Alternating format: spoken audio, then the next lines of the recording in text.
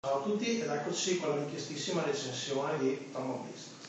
Per chi non lo sapesse, TomoBeast è il prodotto di un Kickstarter della Cobolpress, nota casa editrice che è ruota tuttora nel settore dei giochi di ruolo, e ha prodotto anche prodotti ufficiali anche per l'ultima edizione, la quinta edizione di Dungeons & Dragons. E il Kickstarter si è chiuso con successo ai primi di novembre dello scorso anno e il materiale in teoria doveva essere in consegna per aprile di quest'anno. Il grosso successo del Kickstarter stesso ha comportato l'apertura di numerosi pledge aggiuntivi, per cui molto materiale da produrre, e questo ha slittato la consegna al mese di agosto. A me per esempio è arrivato un paio di giorni fa. E vi posso già anticipare che l'attesa ne è valsa la pena questi mesi ulteriori, perché quello che è arrivato è veramente notevole. Premessa: quello che voleva fare la Cobolpress, si proponeva, era quello di realizzare un bestiario che fosse affiancabile al Monster Manual ufficiale per la quinta edizione del gioco di ruolo più figo del mondo, che ripetiamo essere questo. E quindi 300 mostri per un totale di circa 300 pagine. Quello che ne è risultato invece, proprio visto il successo, e come potete già vedere dal malloppo, è qualcosa di notevolmente diverso, ed è questo. Già confrontando solamente da un punto di vista di dimensioni si può notare, forse dalla costa si vede ancora meglio, che non stiamo parlando di un volume doppio, ma quasi, nel senso che il bestiario sappiamo essere di 349 pagine, il TomoBeast siamo oltre le 430, fuffa pubblicitaria esclusa. E sono oltre 400 mostri, io non li ho contati tutti perché sono veramente 2 pagine di mostri, li conterò. Comunque sono oltre 400. E se vogliamo fare una prima analisi del prodotto, magari lo vediamo anche da più vicino e nel dettaglio, quindi possiamo già verificare che la copertina, io ho scelto la versione hardcover, esiste anche la versione softcover, quella morbida. Il prezzo è diverso, nel senso che questo è un prezzo di copertina di $49,99, quindi $50, secondo me solo a dimensioni gli vale, perché più o meno è lo stesso prezzo di un bestiario.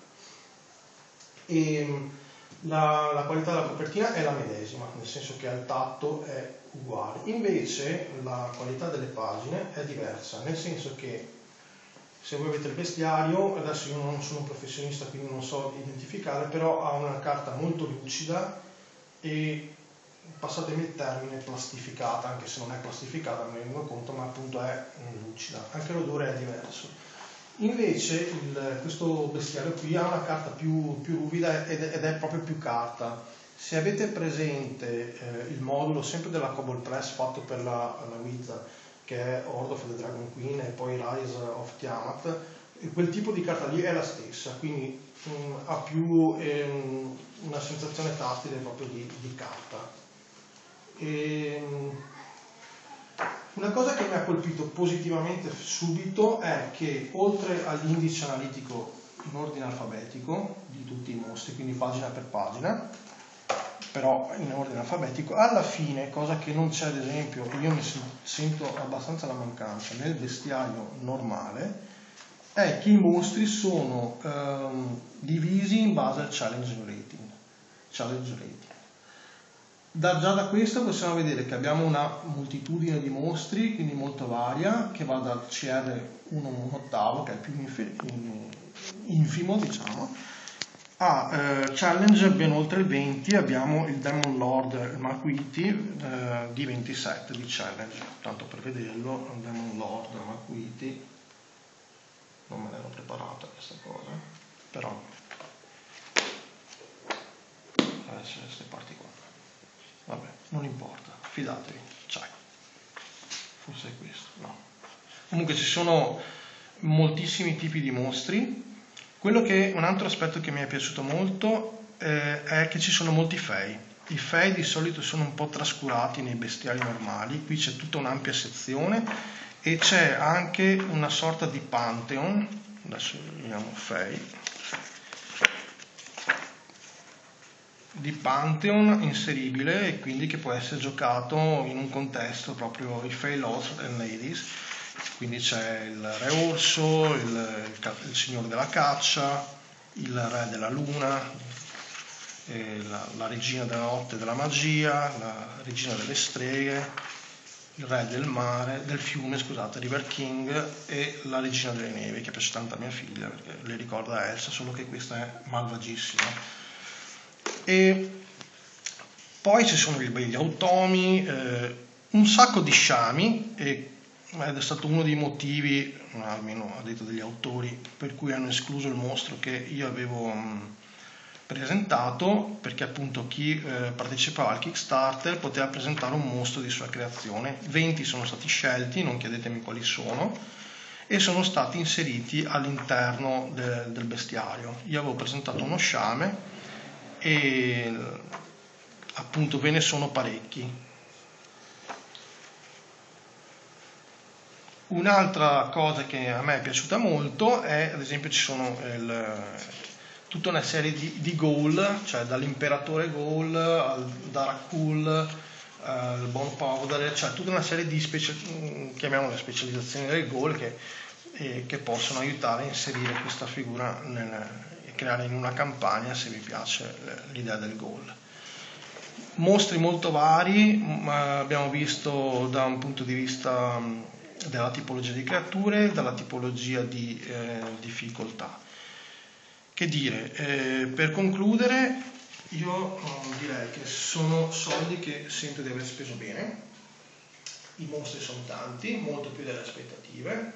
Forse questo è uno degli aspetti piacevoli anche di partecipare a un Kickstarter, perché ci si sente in qualche modo partecipi di una creazione, di un successo, e questo successo ha comportato la realizzazione di un bestiario che, come detto, è notevole, insomma.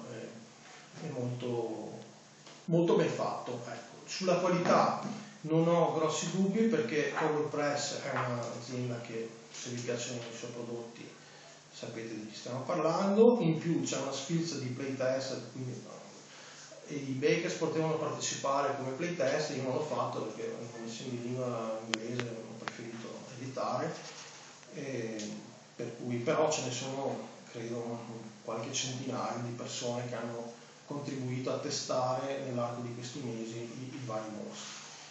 Li proverò quanto prima, so che i miei giocatori mi odieranno per questo, ma bene, insomma, c'è più mostri, più divertimento, sono il sale del gioco. Che altro dire? Vi accenno solamente ad altri due prodotti che erano legati a questo Kickstarter, che magari recensirò nello specifico. Uno è il Book of Life, che so che interessa a più di qualcuno e che vi dico già che è un prodotto che a me è piaciuto molto, piace molto per come è articolato. E poi questi che sono, secondo me, come fai a non avere i token, cioè questi si commentano da soli. Io non li ho ancora aperti perché io prima di aprire le cose, ma io sono un po' feticista su questa cosa, ci sono più di 300 mostri che sono presenti ovviamente nel libro. Bene, come vedete ho anche altri impegni, pur non essendo una mamma, sono un papà, e se c'è un'emergenza devo anche essere in grado di tagliare. Comunque il prodotto li vale tutti, io ve lo consiglio. Ciao, alla prossima.